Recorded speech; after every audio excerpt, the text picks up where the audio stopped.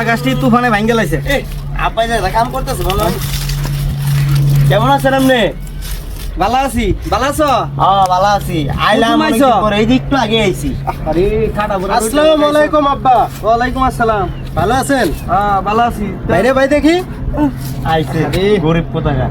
হ্যাঁ আব্বা গাইমে গেছি গা অনেক গাইমে গেছি রে। চল চল বাজান তুই বাজো বাজো বাজো। আমি যাই আমি আইন তো তাড়াতাড়ি। চল চল চল বাজো। গরিব কোথাকার। আর দুমা জামাই তুই যখন আইছো তো ভালো হইছে। তাহলে একটু কামটা করো। আব্বা আপনার লাগে কিছু ইফতারি আনছিলাম।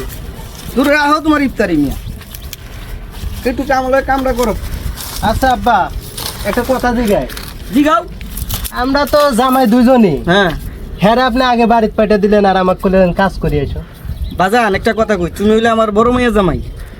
তোমার যে আগে বাইত পাঠাই, তুমি টিয়া বসে নাই গরিব, তোমার বাইত গেলে সবাই অবহেলা করবো, অপমান করবো। এর লেগে রাখছি যে তুমি আমাকে তোমারে আমার লগে রাখছি, তুমি আমার লগে গেলে বাইত গেলে কেউ অপমান করতো না, তোমার লগে কেউ খেটখেট করতো না। এর লেগে তোমারে কইছি তুমি কাজ করো। ওরা পাঠাই দিছো তো বেয়াদব, আর একটা সালামও দিছে না।